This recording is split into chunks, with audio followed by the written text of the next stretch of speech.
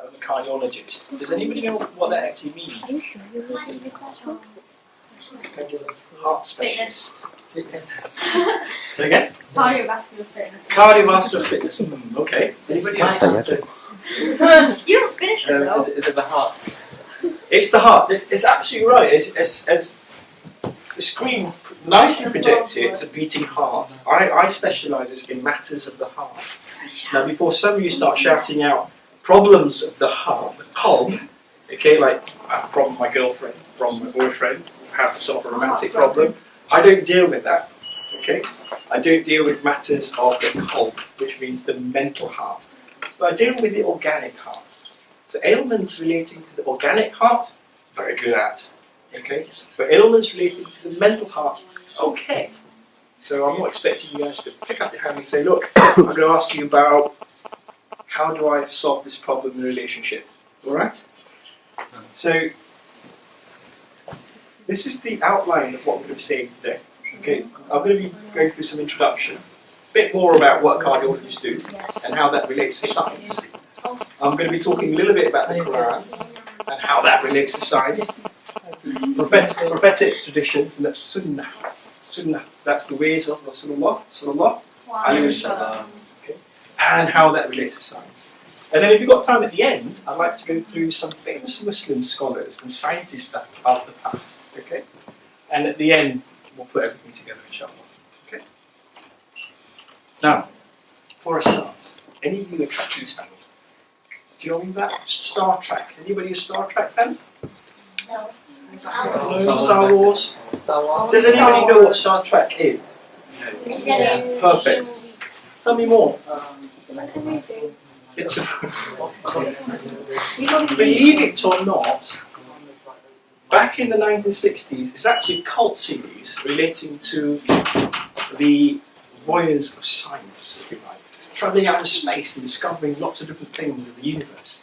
Okay? So what you see today in Star Trek is very different to what the Star Trek was back in 1968.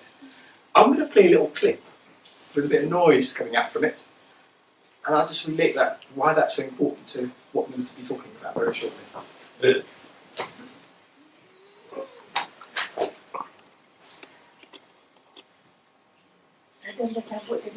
Oh, okay. Ox, you have to do ox. You did something to it, isn't it? No, that she was looking at me. Okay. Yeah, I'm just going to rewind that a little bit. Stop time.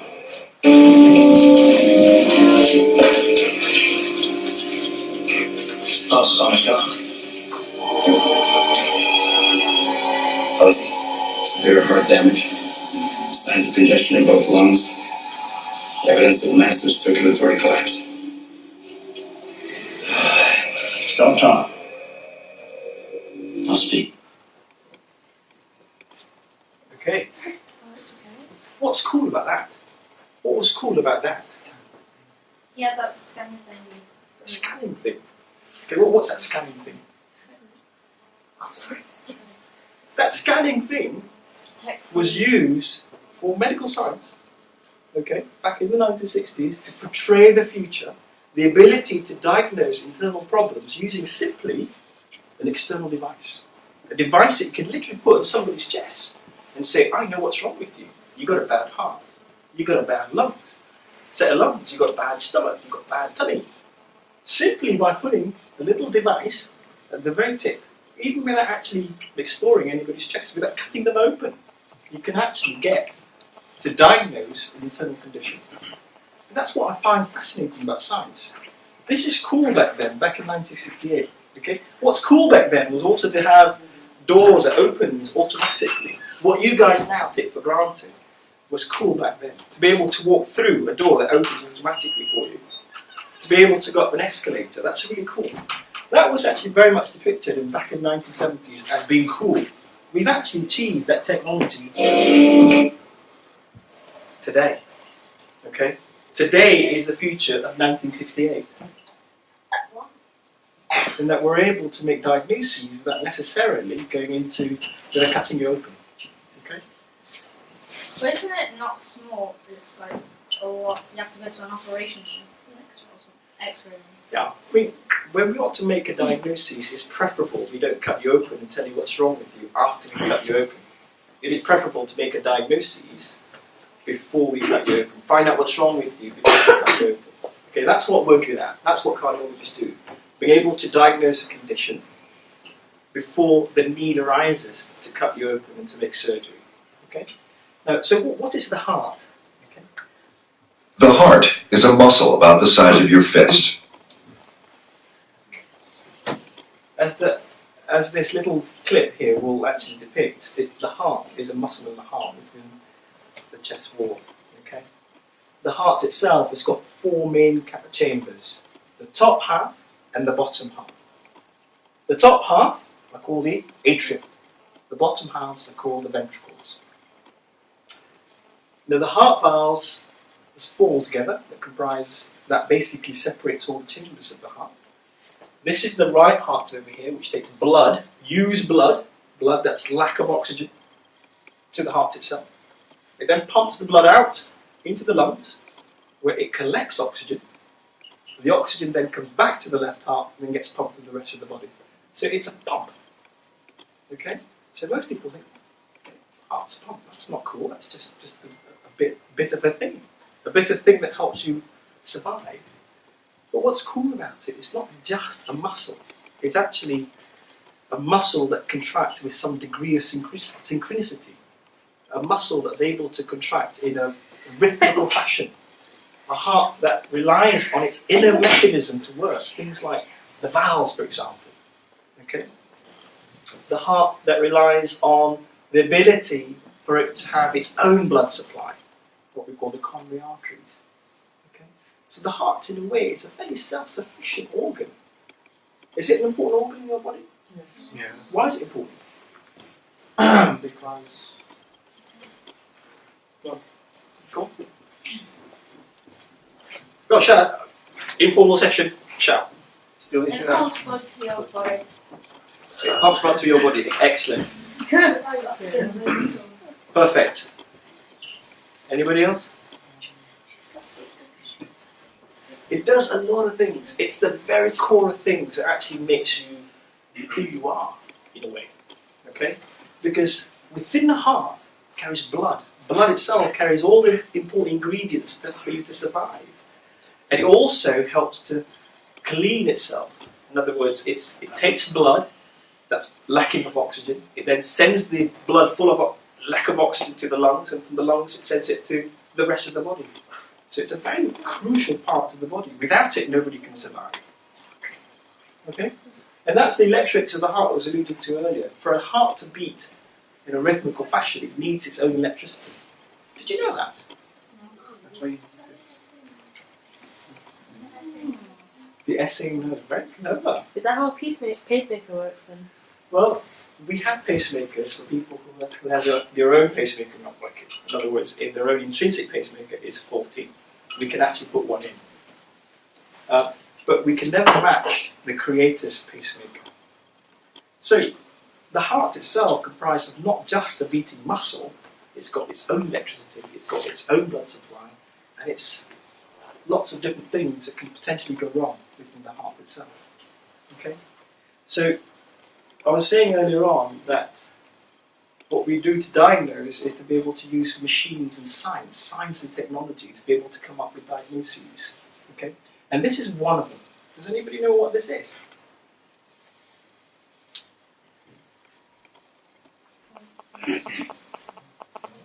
Does anybody know what this imaging method is?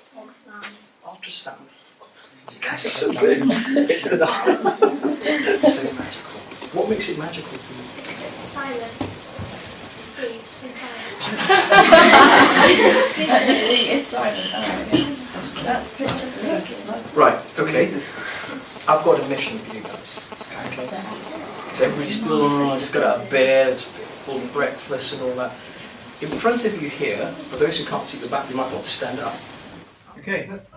Right, step away guys. Let's have a look at what you've done. Step away from your God. So that was 3 minutes of your effort, okay? What do you think about it? It's a work of art. What about? Why was it difficult? I know what I was now. Same colours. Same colours, okay. What else? What's missing? The cars. Teamwork. Teamwork was there. I think everybody talked to each other. I thought that was a pretty good teamwork. Except for you two back there were playing stuff. That's not even teamwork. Playing stuff. Why was it difficult? What's missing? The house. The picture's missing, isn't it? There's something missing. A picture. Maybe an instruction manual? A picture? Yeah? Okay. Should we try this again for the next 3 minutes? But I'm going to get Hidayah to come and do it. And you as well. But this time, I'm going to get you to get the instruction manual and do it. Okay? Can somebody, do you want to shuffle that again very quickly? Shuffle that quickly. Shuffle. Yellow dot. Shuffle my cash.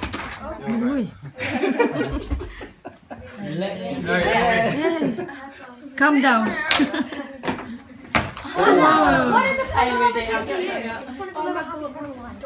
Okay, right, here we go. You have 3 minutes, okay? Now, I would It's not going to. like everybody to have a look at this, okay? Yeah, but it's frustrating.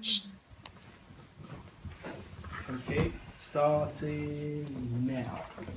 Okay, so as you saw earlier on, 3 minutes has passed for the 4 esteemed colleagues of yours, who's done very well, but I get the impression that the puzzle was only a quarter complete. Is that correct?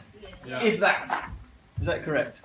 Okay, so what did Hidayah, sorry, I forgot your name, Husna, achieve within 3 minutes, same 3 minutes, with a picture box and perhaps with a little bit of experience attached to it?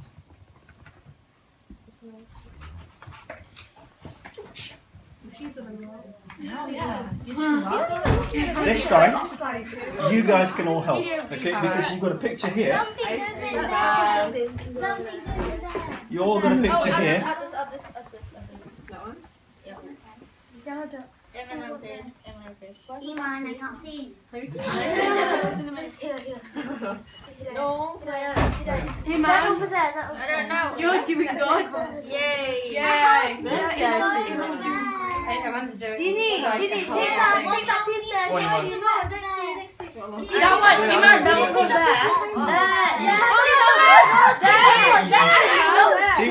there. Teamwork. Who's leading? Dini, Take the yellow there, Dini. Put it there. It goes Put it there. with What is the square. Turn it around. Okay, a minute and a half has passed. I really don't know.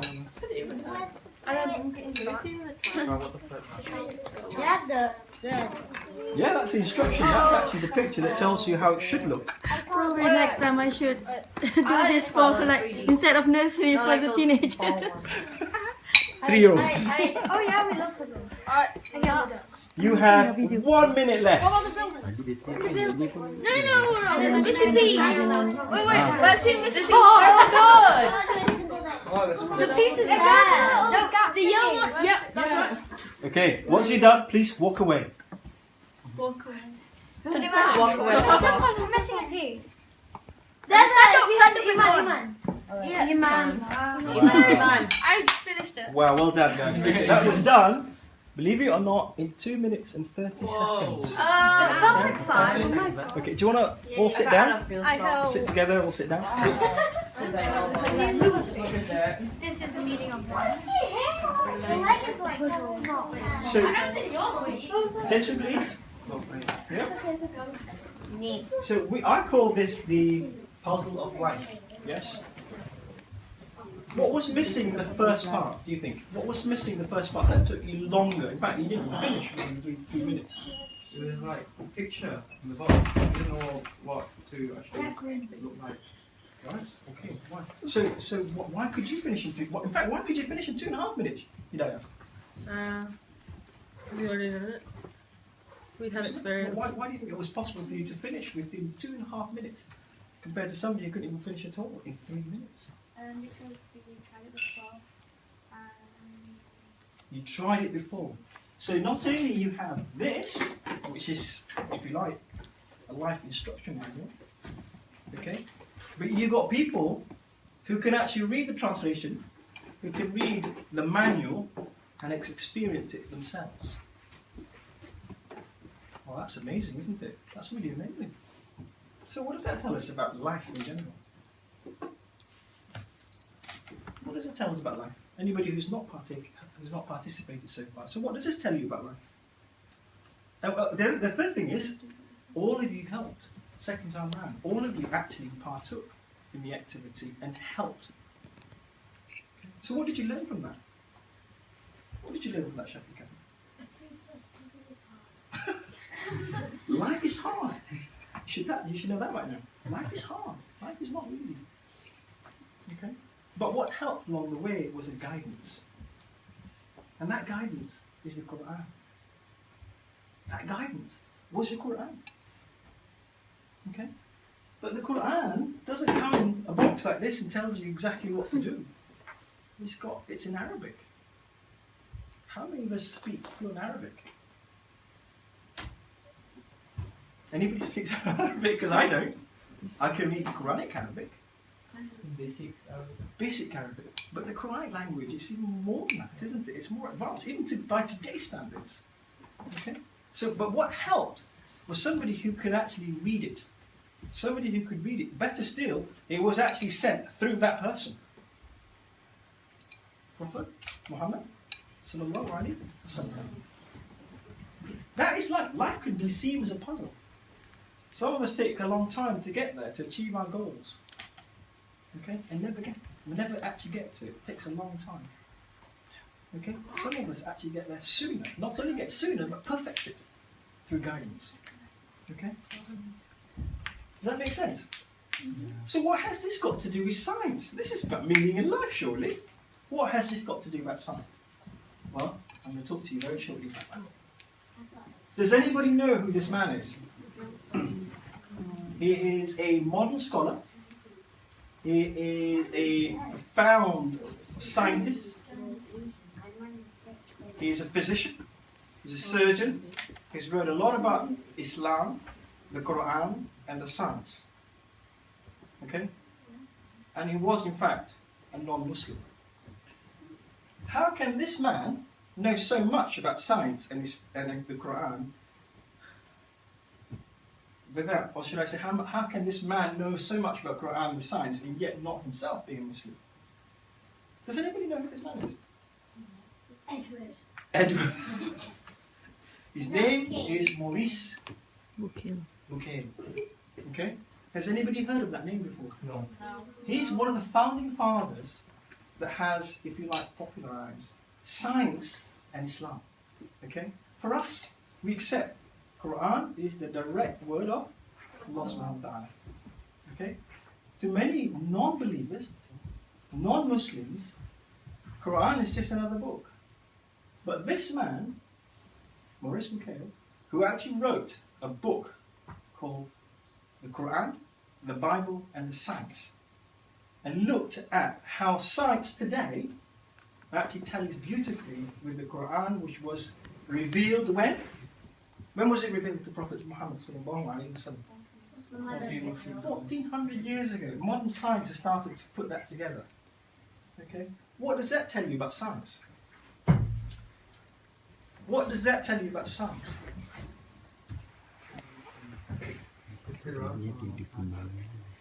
It's been around for a long time, but why is it taking 1400 years for science to explain the Quran?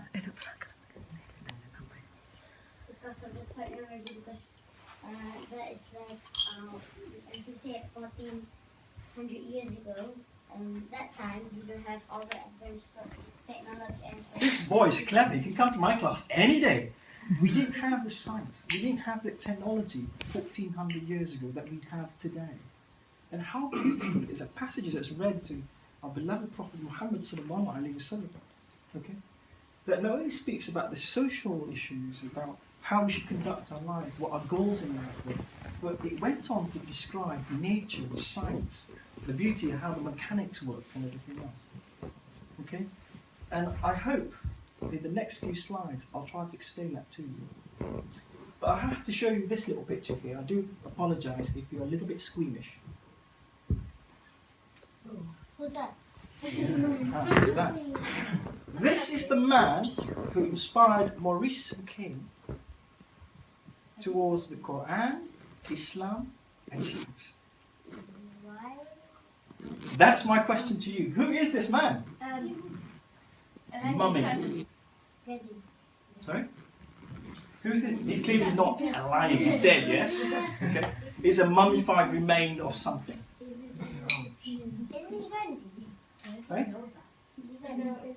He's not Gandino. Okay? Let me just tell you this, okay? The reason why Maurice Bucaille got so interested in the Quran was because he was also interested in Egyptology. This is a mummified remain, one of the most preserved mummified remain of all times, that was founded back in the early 1900s. And Maurice was very interested in dissection and understanding the cause of death of people of past. So he was interested, why did this man die when he died? And carbon dating suggested that he died for thousands of years. But yet, look at him. How impressive is that? He died thousands of years ago. Thousands of years ago. Not only that, there's high salt content, beyond the remit of what we call mummification. In other words, when you embalm somebody, you tend to add a bit of salt and spices to preserve the organs. But there's a lot of salt on this body. Anybody can remember the Quranic words? Anybody can remember the Quran that suggested? Remember what? It's something to do with the sea. The sea. Yes, good. Okay. Anybody? Anybody else? Anybody else? Something to do with sea salt. Yes. Is it the splitting open or the going? So who was the prophet at the time when that happened? Moses. Musa alayhi salam. Nabi Musa. Okay? Another of our beloved prophet. Nabi Musa. He was running away from the Pharaoh. And who's this man? This is the Pharaoh. Whoa. What? Ramses II. And some people would argue he's called Mumpata, which is the son of Ramses II. But this is the man who was chasing Musa alayhi salam. How amazing is that? And this came out in the Quran. Surah Yunus. This day shall we save thee in the body, that thou mayest be a sign to those who come after thee. But verily, many mankind heedless to our signs. Okay? This was the exact description that Allah gave about that very event. As the Pharaoh, Ramses II, has been drowned as the sea was covering over him. He said that we will preserve your body to the end of time so that you will be a sign for those to come.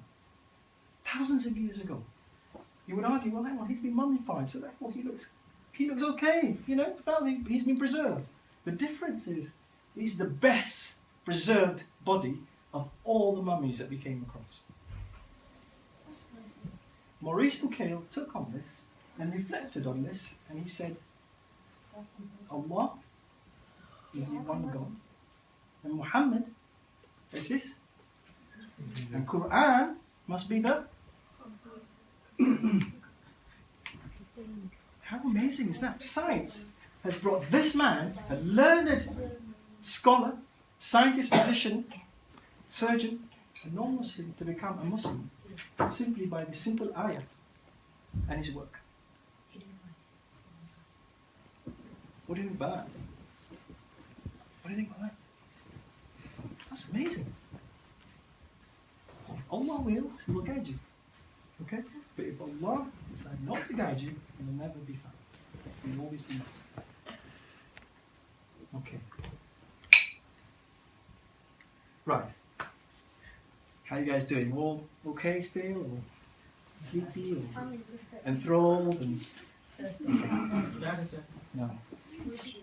What I want to do now is for you to think about what you've done in the last few days. Okay? Particularly outdoors. Just think about what you've done in the last few days. Okay? I want to then close your eyes. Close your eyes. And promise me that you will not open them. Regardless of what happens, do not open your eyes and don't cheat. Okay, close your eyes. And I want you to just spend the next 2-3 minutes just listening. Don't open your eyes.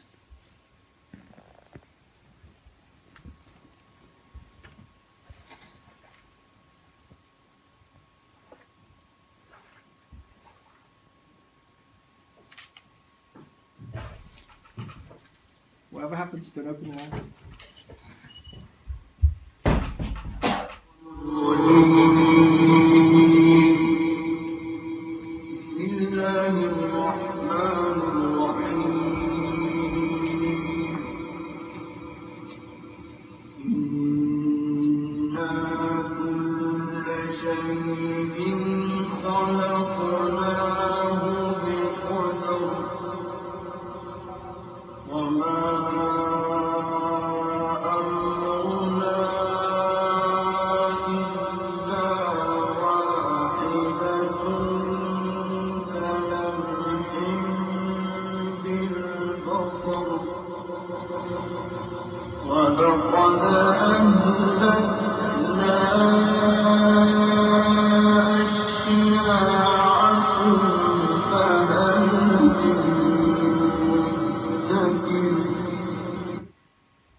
Okay, you can open your eyes. That was scary. That's scary. I just want to go ask you this, okay? What was your first emotion when you heard that? How did you feel? You said it was scary. Why did you think it was scary? You're in hell. Yeah, it's quite scary. Okay. How did you feel? How did you feel when you sat there quietly and suddenly these words came to you? How did you feel? I didn't understand what he said, so. Did it provoke any response of you, mentally, emotionally? No? Anybody? The echoes are creeping me out. It was very calming. Very calming, very scary. Not sure because couldn't understand. Anybody else? Oh, you guys are very quiet. The echoes are creeping me out. The echo. The echo freaked you out. Yes. Anybody else? Why did I have to tell you that Allah was describing science to you? How do you feel about that? Allah was explaining science to you. He was explaining science. He was explaining our universe to you. Okay? I want you to watch this again in the next few minutes, okay? But this time, keep your eyes open. Okay? Okay? Must be a picture of Farrakhan. No fair.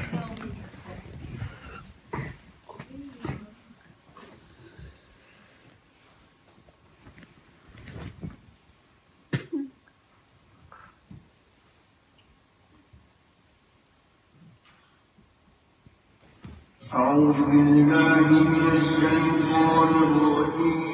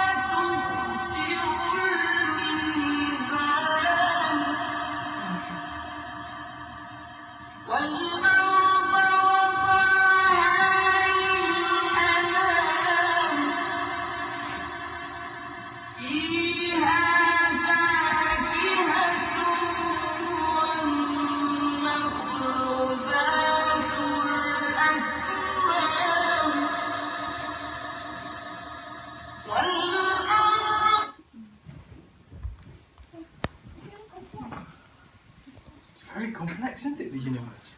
Wow. Did you know the universe was so big? How did you feel after that? It's pretty immense. Why was it immense for you? Because now that we have, so ages ago, before we even had technology to look at the outer space and everything, it's already been mentioned in a really ancient manuscript, which now we can kind of find out what's out there and it fits. But it felt immense, you said. Simply by the sheer realization that the scripture that was revealed 1400 years ago actually takes meaning now. Yeah. Or is it because of the way how it was actually revealed to you? Oh. Anybody else? Anybody else for you who's sleeping? Anybody else?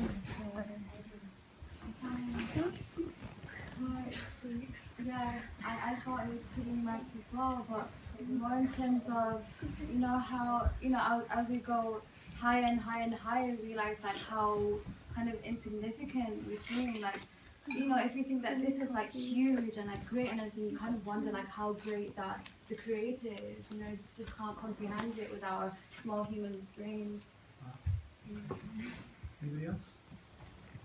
Yes, more. Small. That's kind of what you're saying. Anybody else? I find it interesting how last part said it's like a brain or like A sawn thread, a subuk. Yeah. Like you can tell it's been designed instead of just. What does this tell you about the Quran? It has to originate from a creator and the creator of mankind and universe. It must only come from Allah subhanahu wa ta'ala. Okay?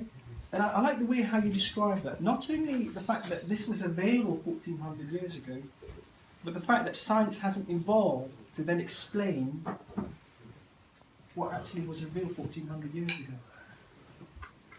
And the way how it was revealed was actually quite simple. It was in a language that most people spoke then.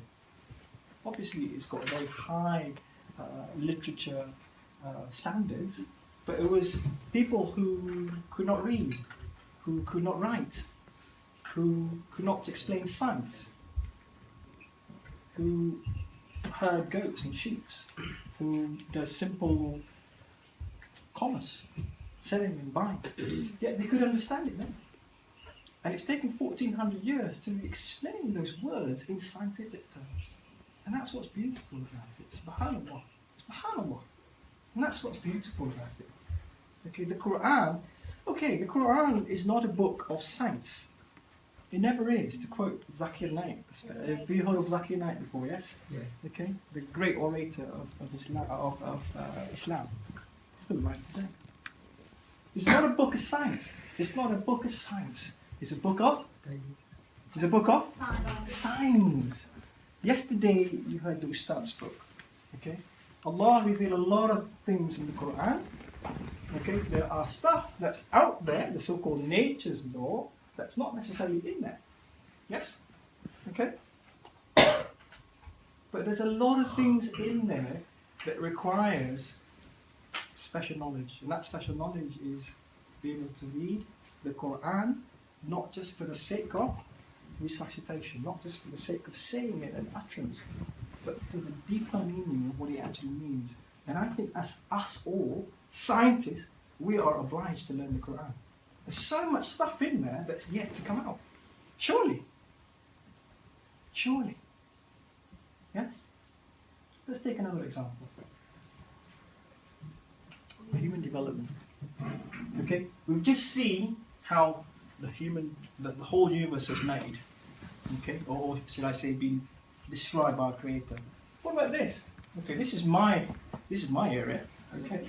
Not quite, but not far off. Okay. This, just to quickly show you, this is how humans are conceived and developed within our mother's womb. Okay, that was an egg. This is the father's seed, the sperms. Okay, it then comes to the egg. Only one out of the thousands are actually available, are able to penetrate. Once it penetrates, it forms a barrier such that the other sperms cannot get into the egg. Okay, it then starts to do something magical. Okay, lots of cells starts to divide. These are cells dividing. As it divides, it travels from the ovaries, where the eggs were, straight to the fallopian tube, down into the mother's uterus. Okay? It starts to divide more. Weeks, days passes, more of the cells are developed. Okay? And then more of it developed there. This is about maybe 7-8 weeks, something like that. Okay? And then it attaches itself to the mother's uterus. Okay? It literally just hangs over the mother's uterus. Okay? And then what's amazing about this is that it then feeds off the mum. well, its essential ingredients, things like oxygen and important nutrients in the body, etc., etc. It starts to grow, it starts to impregnate, it starts to, if you like, feed off the mum through this special uterine wall. Okay. Don't forget your mum. All our mums carry us for 9 months. Okay, this is what's happening. This is actually what's happening. The cells divide more. Eventually, it becomes this sort of disc-like area. Okay, so it's almost flat. Okay, then you get this line that's growing. That's basically the spinal cord that's been formed over the weeks it passes. And this is the side view of that line that passes. Okay, don't worry too much about the names. Then eventually the lines then starts to join. The whole of the disc starts to elongate, get bigger. Okay, the head and the feet starts to form, and then eventually you've got something that looks a little bit like a baby. Correct. Look at that. Embryo, fetus to a baby. Cool. Right? You get that? Yes? Okay. Now I want you to spend another few more minutes just internalizing what the Quran says about this. Okay? I won't say anything for the next 2-3 minutes. Okay? Watch this.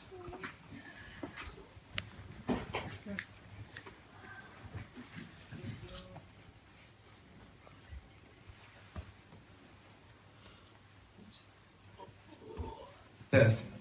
In the 23rd chapter, titled The Believers, from the 12th to the 14th verses, God is said to give a detailed description of how the human being is formed. It begins by saying, "We then placed him as a sperm drop in a place of settlement, firmly fixed. Then we made the drop into a alaqa." We will translate this word very soon. "And then we changed the alaqa into a lump.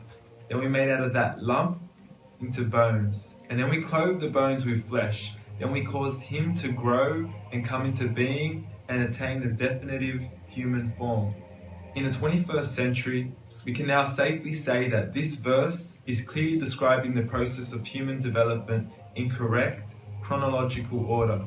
However, what we should be paying attention to in particular is the second stage, referring to the development of the embryo.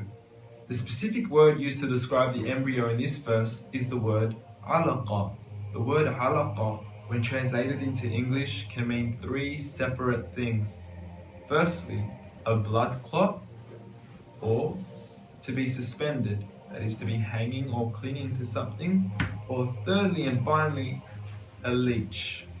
Now, all 3 definitions don't come anywhere near what we perceive to be the human embryo. So, why are these words used, and what significance do they share with the human embryo? Can the embryo be described as a blood clot? Well, what do you think? In the 3rd week of embryonic development, a tubular heart joins with the blood vessels to form a primordial cardiovascular system. And by the end of the 3rd week, the blood is circulating and the heart begins to beat on day 21. The first thing that comes to mind in regards to being suspended or hanging is the umbilical cord.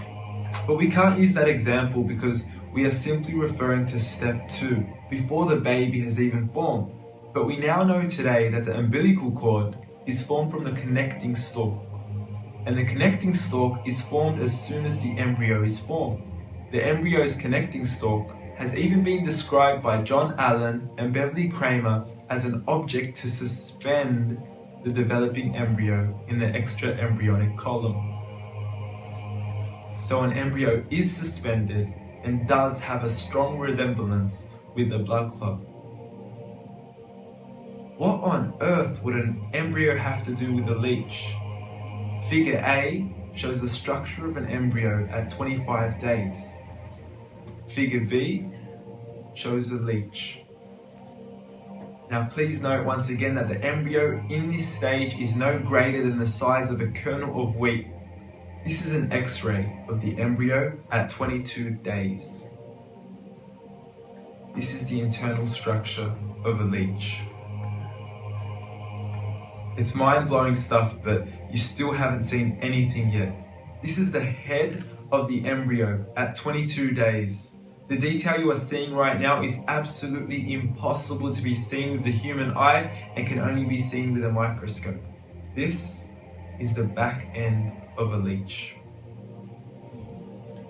There's no other words used to describe this other than mind-blowing. The pictures we have shown you are impossible to be seen with the human eye, or even to be predicted by the human mind. Once again, the verses we have shown you were revealed over 1400 years ago to a man who couldn't read nor write. Are these the words of God? Descriptions of the human embryo in the Quran cannot be based on scientific knowledge in the 7th century.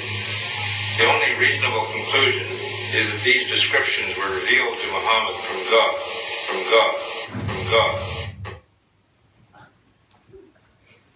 Wow. Another interesting thing, excellent. So guys, wow, it sends shivers to me. I've got my my hairs all standing up on ends. How does that make you feel? How you're very quiet. How does that make you feel?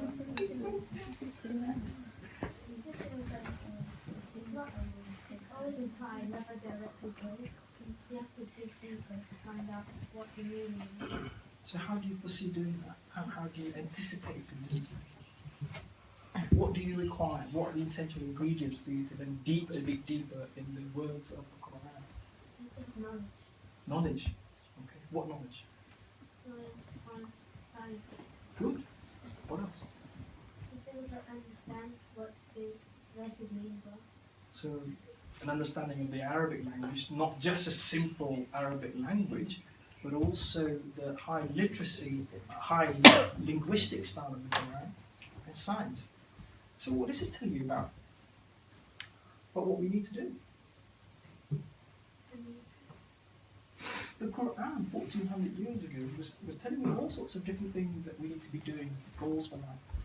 But it's also telling you about us, it's telling you about the universe, it's telling you about the very essence of how we are actually made. Okay? There can be surely no doubt that this book is from our Creator. Okay? But for us to find out about these things, it's not going to be as simple as let's just recite a few verses, let's just pick a few verses. It's an understanding, it's a total understanding of the language. And if I don't inspire you today, which I guess I couldn't necessarily, I want you to know that for you to learn science, somebody back there wants to learn science, somebody back there wants to know about the universe. What do you need to do to learn about the universe? What do you need to do to learn about the universe? What's the core essential as a Muslim, as a scholar, and as science that you need to have to learn science properly? I'm not just saying just learn science, but properly. What to seek knowledge from, like through science, really, like evidence and experiments, and learning from those who have that knowledge as well. In essence, you've got to learn the Quran. The short bottom of it is, yes, you can learn all the science that you want to. At the short bottom, as Muslims, we've got to learn about the Quran. Okay? As scientists, they're learning about the Quran. So who are we? We're not even a renowned scientists, but yet these guys are proclaiming that Muhammad was a messenger of God. And the Quran was no less than the revelation of Allah subhanahu wa ta'ala. I think it's amazing. First we've got the creation universe, now we've got our own creation that's explained in some great degree of detail in the Quran. That's amazing. Are you still all awake? Yeah. Do you still want some more? Fantastic. Okay. Are you still ready for some more? Yeah. Right. Now, a little test for you guys, okay? I want you to read this verse, okay? It's from Surah An-Nisa, verse 56. Okay, translation. Indeed, those who disbelieve in our verses, we will drive them into a fire. Every time the skins are roasted through, we will replace them with other skins so they may taste the punishment. Indeed, Allah is ever exalted in might and wise. Right. Put your science head on. Put your scientist head on. What is this verse saying?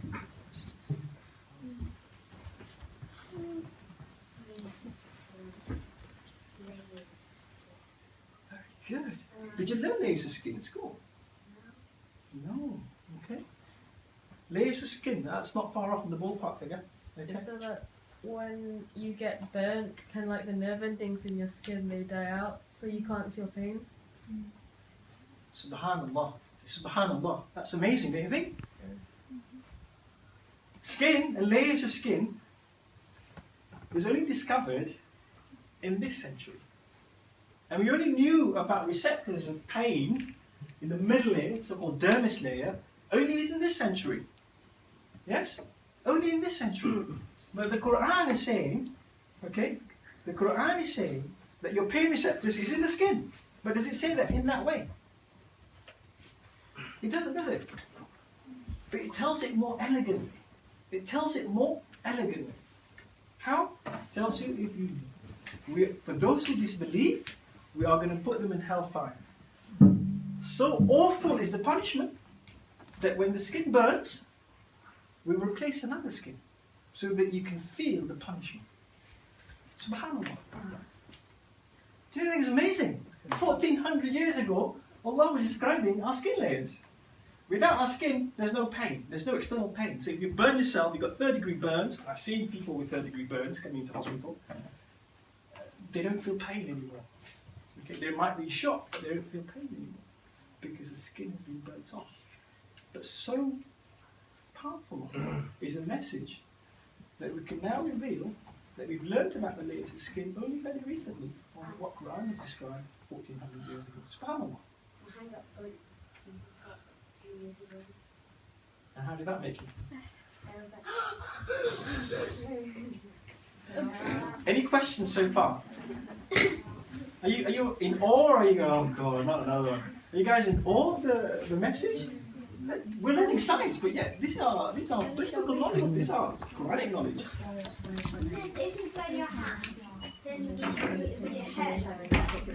Yes, absolutely, because your pain receptors are still present when it's been burning. Okay. So you can feel like, so you say like, ah. Absolutely. So that's what Allah says, so that you don't pass out and not feel any more pain as the skin's been burnt. You replace it with another skin, so that you can continue to feel. Yeah. All right. Okay. I'm going to skip this for the sake of time. Okay. Right. Just a little break. Okay. Just 2-second break. Just sit down in your seats if it's all right. Okay. I just want to know if you guys has actually seen this next clip. This is just a brief outline of the prophetic tradition, the Sunnah, Rasulullah sallallahu alaihi wasallam, and science. Okay, I'm just going to give you some examples. There's so many examples. It's going to take us all day. Okay, I'm just going to give you some important examples that we have on a day-to-day life that's related to science. Okay, why Rasulullah did it then, and why is it still important today? Okay, okay.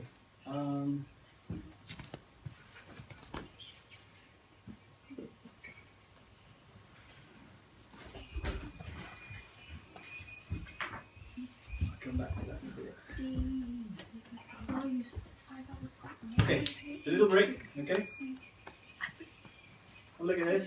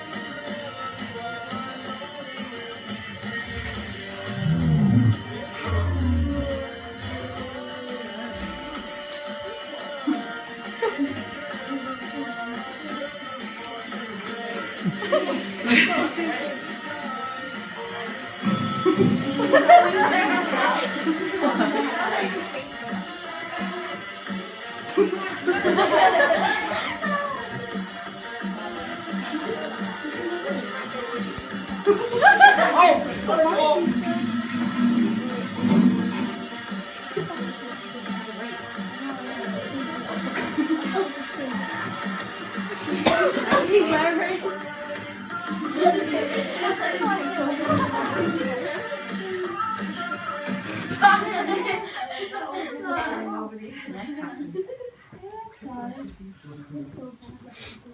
anybody seen that before at school?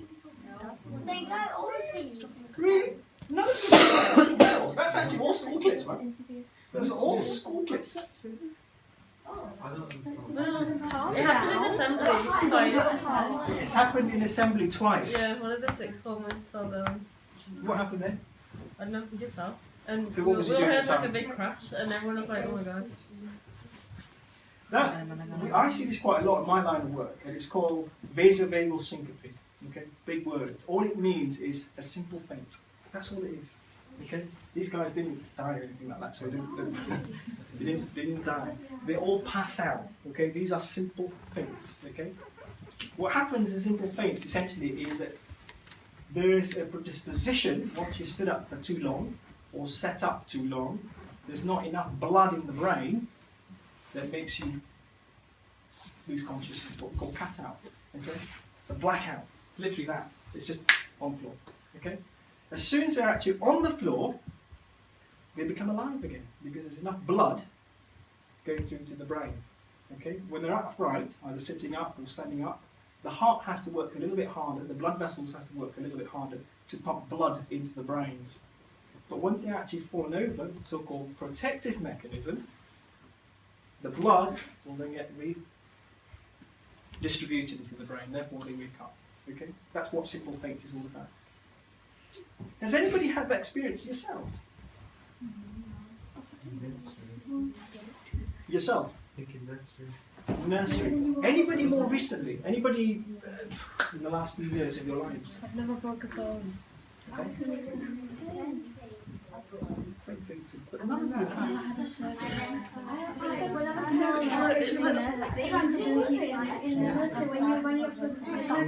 That was once. I don't want to say like how. So I get the impression, guys, I get the impression that a few of you had it, okay, but perhaps not more recently, okay? Do you know what we're on about? What is that we do 5 times a day that stops us from that from happening? What parts of the prayer helps to prevent that? Sajda. Sujood. Subhanallah. Okay? It's been mentioned in the Quran 90 times. 90 times it's been mentioned in the Quran. Okay? It's been mentioned in the Quran 90 times as a form of appreciation of you, your being, your wealth, harta, your quality and everything else. It's been mentioned so many times that as a form of appreciation, frustration to Allah. Okay? But what's not been mentioned, or what's not been highlighted, is it also gives you peace. And Rasulullah sallallahu alaihi wasallam said, whoever wants to be with me in paradise, increase his time in sujood. Okay? So we do this how many times a day? No? No? Wait, oh right. We actually do this a lot more than 5 times a day because 18, 17, 18. so what? How many? Come on, Fajr. 26. Oh, no, it's before Fajr, not for 4. Brilliant. Okay. Zohar. 21. 8. 21. 8. 34. 8. Okay. That's per day, encompassing all the believers, all the Muslims. Okay. Okay.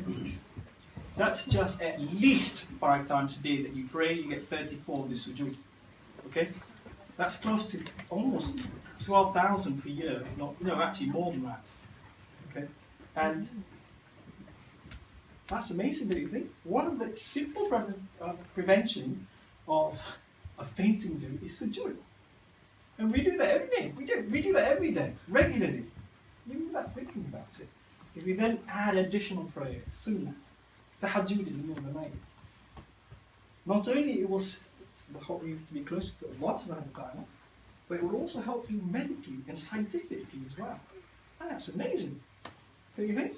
So my point being is that sujood increases blood flow. And it's now been proven scientifically that sujood increases this alpha activity on an EEG. Okay? Does anybody know what an EEG is? Okay? ECG is electrocardiogram. That takes the activity, the electrical activity of the heart. EEG is electroencephalogram, which takes the activity of the brain waves.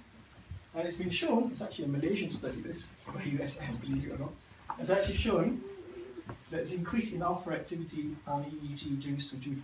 Okay? What is this wave responsible for? Peace and tranquility. Wow. Amazing.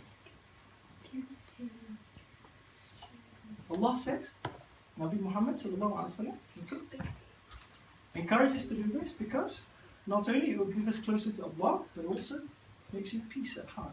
The qalb, not the organic heart that I deal with. Simple solutions, part of the prophetic sunnah Nabi sallallahu alaihi wasallam. Okay? Any questions about that? Still in all? Still in all? Yes? Great stuff. Okay, how are we doing for time, guys? You're right. I'm doing 11. Okay, there's another sunnah that I think all of us practice now. I certainly hope so, and that is brushing your teeth. Okay, during the Prophet's time, okay, he loves people. He encourages people to use siwak. Okay, siwak is a form of toothbrush that you can get from plants, shrubs. Okay. That's right. Well, believe it or not, as a community, the Muslims are the first to introduce as a whole toothbrush. That's what toothbrush is all about. We don't call it siwak now, we call it toothbrush. Okay? And it says here, using the siwak toothbrush is a purification of the mouth and it's a way of seeking Allah's pleasure. Okay? So what do you think of, why do we do it? Why do we do it? Back there, why do you think we do it? Why do we brush our teeth? Why bother? Why do we do it? Why is it important to do it from a scientific point of view, from a hygienic point of view? Prevent scurvy. Prevent scurvy.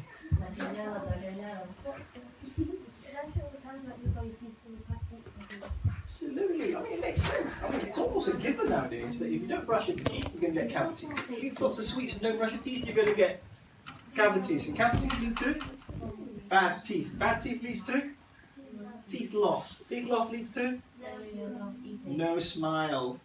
Right, okay. You can still smile, but without. How often have you seen people without teeth smile freely? Okay. Very seldom. Okay. In fact, if you've got you can smile, but it doesn't look very nice, does it? Tastes really weird, yeah. Teeth is important to munch as well, isn't it? So if you don't have teeth, not only you don't look nice, that you don't enjoy your food as well. Alright? But did you know this? That teeth brushing regularly actually boosts your overall health. Did you know that? I know as a cardiologist, if you don't brush your teeth regularly, you'll come to see me. Okay? Okay? And not only you'll come and see me, you'll be in hospital for at least 8 weeks.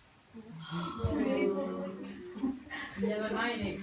Never mind a week, but 8 weeks. And I can't guarantee you whether or not you're going to be okay after that. You might have to go and have an open heart surgery. That's the term of school. Because we know teeth, if you don't look after your teeth, if you don't perform regular siwak, brushing your teeth, that infection, that inflammation that you have regularly, all these bleeding gums, can actually travel to your heart valves. It can lead to heart valve infection. Okay? I'm going to give you an example of a patient that came to me. She, unfortunately, is a drug user. Doesn't brush her teeth, doesn't look after herself. This is what happened.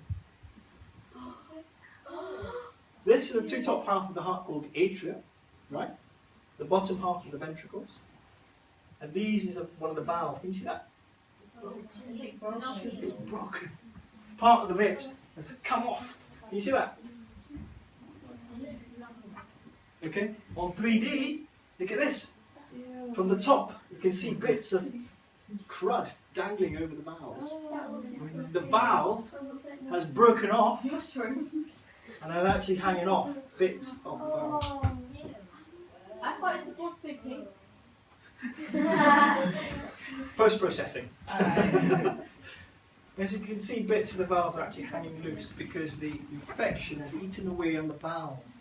So that has resulted in the valve to be extremely leaky. Alright? So leaky that every time she wants to walk somewhere, she's breathless because all that blood, instead of going ahead into parts of the aorta, is coming back into her lungs. She's flooding her lungs because she's got a leaky heart valve. She's dying because her heart valve. She's dying because what did she do for to start off with? She didn't look after dental hygiene. Another beautiful sunnah, another beautiful sayings and actions of our Prophet, our beloved Prophet. Modern science is starting to explain all this now. What was revealed and what was actually practiced. Not just revealed, not just heard, but practiced 1400 years ago. SubhanAllah. No. How would you fix something like that? It encompasses me sending them to the surgeon. The surgeon will cut them open. We will excise the valve that you see there in its totality. In other words, we need to remove all the infected debris material, and then we'll put another valve on top of it, which is a prosthetic valve. Basically, a valve replaced with surgery. Is it like technology? I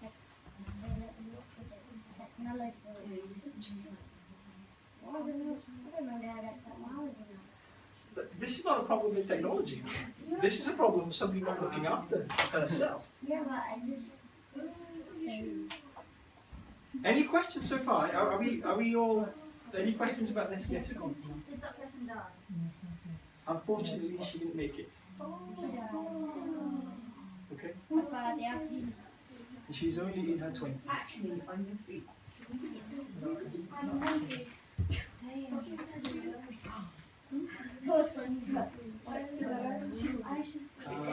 Don't remind me. He's a bad you're awake now.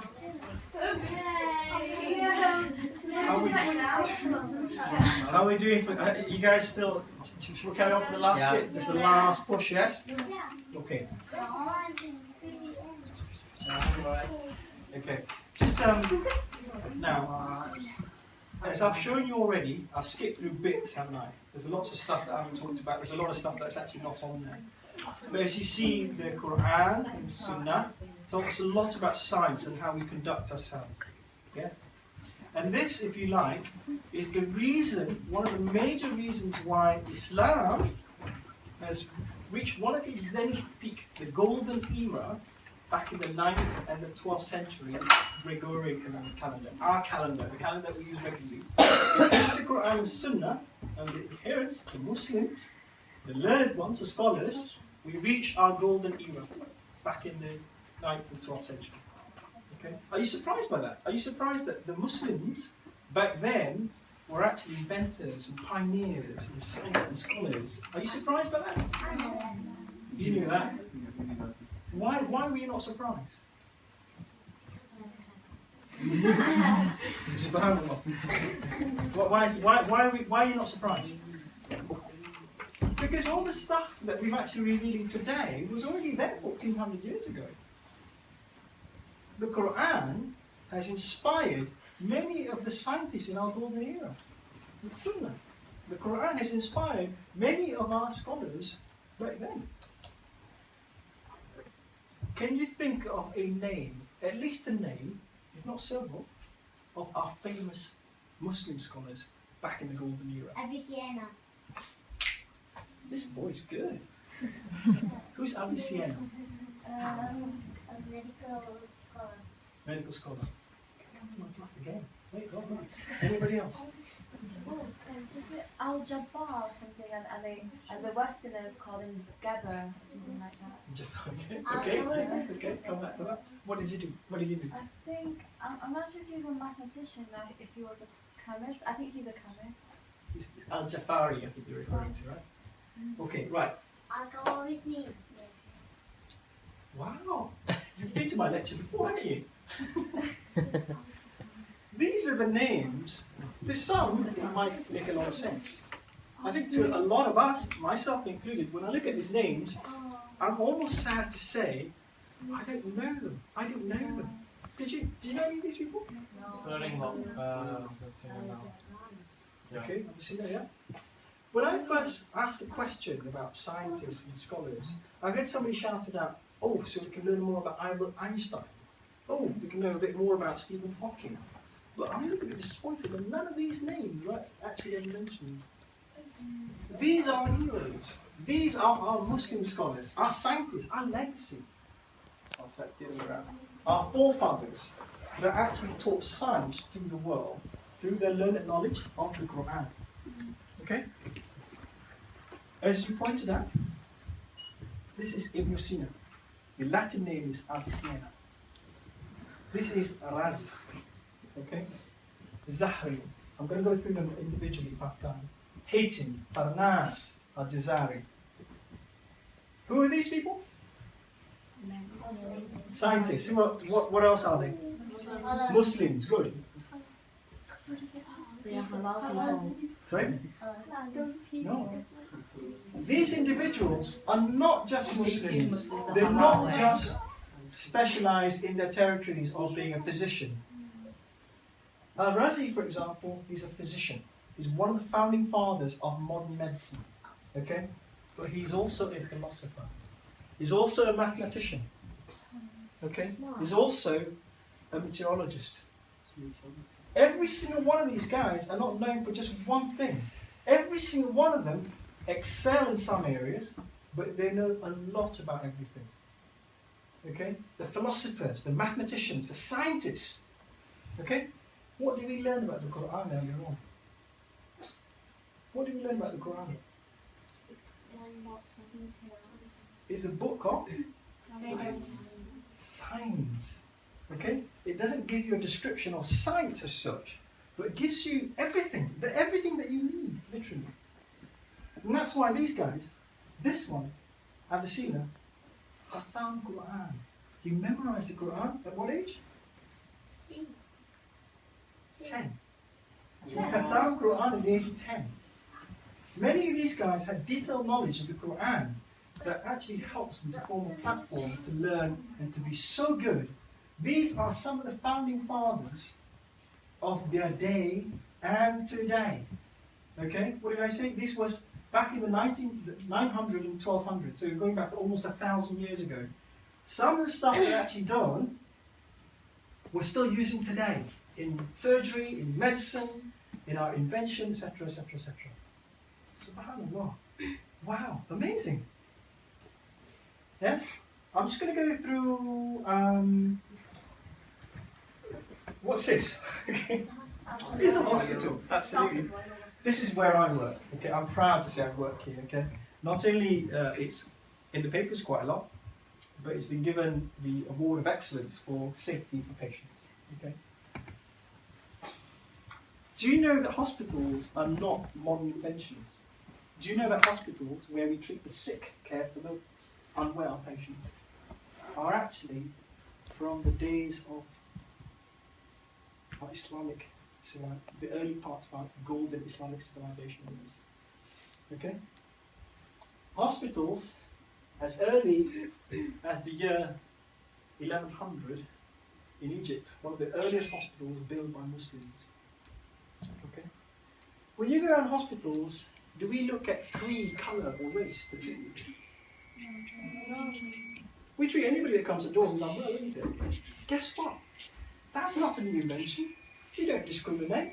Back in the 1100s, the 1200s, we were already doing that as Muslims. Okay? Not only we're treating patients who are unwell, whatever the race, colour, creed, faith. physicians and the surgeons themselves were not just Muslims. There were non-Muslims as well. So actually, we were so advanced 1,000 years ago, we're starting to do it again now, but then it's under a different banner. No longer under Islamic civilization, but that's of the West. Nothing wrong with that. I'm not saying there's anything wrong with that. But that's amazing, don't you think? And the physician of those days were encouraged by this sunnah saying, okay? Prophet Muhammad sallallahu alayhi wa sallam says that make use of medical treatment, for Allah has not made disease without appointing a remedy for it. Okay? What does that mean? That means that if you have an illness, if Allah has said an illness, He also sends a cure. Okay? So this is the guiding concept of many of these physicians, surgeons, scholars to treat somebody, because it was felt that during the Christian era, the highs of the Christian era, pre-Islamic science and everything, it was felt that any illness that befalls you is a curse, absolutely. But with Islam, it teaches us that every illness is a cure. So it's up to you how you're going to find that out. Okay? That encourages scientific research. People like Abyssinia, for example, this amazing guy. I mean, as I say, age 10, he was already memorizing the Quran. Okay, that's really amazing. He went on to then develop the Book of Canons. Okay, Book of Canons. Now, Book of Canons is still used today. 1,000 years later, we still use it as part of the reference book. Book of Canons. Okay. Short introduction, because he's going to talk about himself here, okay? So, no. Oh.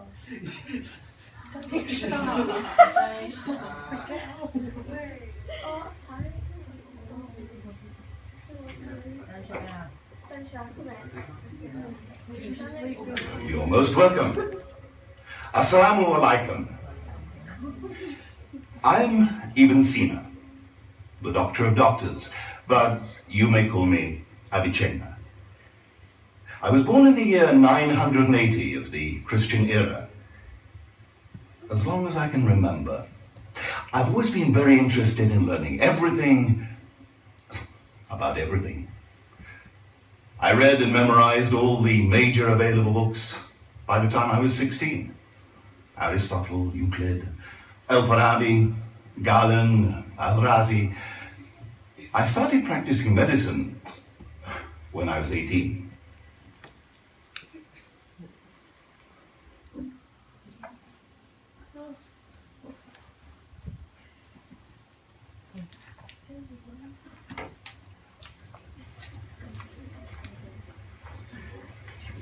Why am I famous? Because I wrote Al-Qanun, the canon of medicine. It was translated into Latin in the 12th century and became a textbook for medical schools all over Europe. It was considered to be the most important medical book from the 12th to the 17th centuries and ushered in your doctors into the Renaissance. My book was an encyclopedia, the first of its kind. It contained over 1 million words and was elaborately divided and subdivided. The most important division was into 5 books.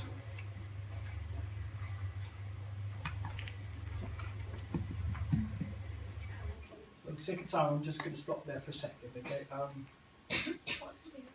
So has already explained to you that we've actually got physicians, scholars, scientists back in the golden era, and that's amazing. Some of the stuff they've actually introduced is still used today. This chap here is another one. He's called Akasi al-Zahrawi. Okay, he's so-called the father of modern medicine, modern surgery. If Avicenna was a father of modern medicine, he's a father of modern surgery. The reason being is he invented 200 tools in surgery that still be used today, 1,000 years later. Okay, he founded catgut, the very stitch that we use, the dissolvable stitch that we use to tie your internal organs when cut you open. Still used today. This is the man. Okay? Now, I know we're running out of time, so I'm going to go... oh yes, I'm going... Do you know this guy? Al-Haiti? No? He invented... I like him. Because he's there. This is red. He's actually read what's on there. That's amazing. Well done. He invented the camera. He is what you use today on your phones and stuff like that. You see, was he the one who made the camera? That's right. It's actually all there. Yeah.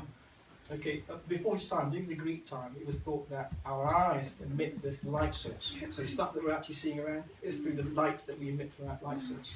He was the first one who described that light source came from the outside to our eyes to make the image. And he discovered it while sitting in a room, a darkened room. There was a pinhole that transmitted light, not only that, an inverted image of what's outside. The very concept of today's camera, cinematography, and everything else that you use around you, cameras do, use of cameras. How wonderful is that? That was founded by a Muslim. Okay. So there's another one there, Abbas ibn Farnas. Before the Wright brothers, everybody says, oh, you know, who invented flying? This is the man who invented flying, Abbas ibn Farnas. But the Wright brothers invented plane. Yeah, but he invented the gliders. So he's like the father of Wright brothers. Flying. He's the innovator of flying. Okay? And another one here, Al-Jazari, I think you referred to him earlier, haven't you? This is a guy who basically, he was all that we described, plus a modern engineer. He basically invented something that translates rotary motion to a singular motion, like an up and down motion. So he invented things like water dams and the things that you use in cars, bicycles, etc., etc., etc.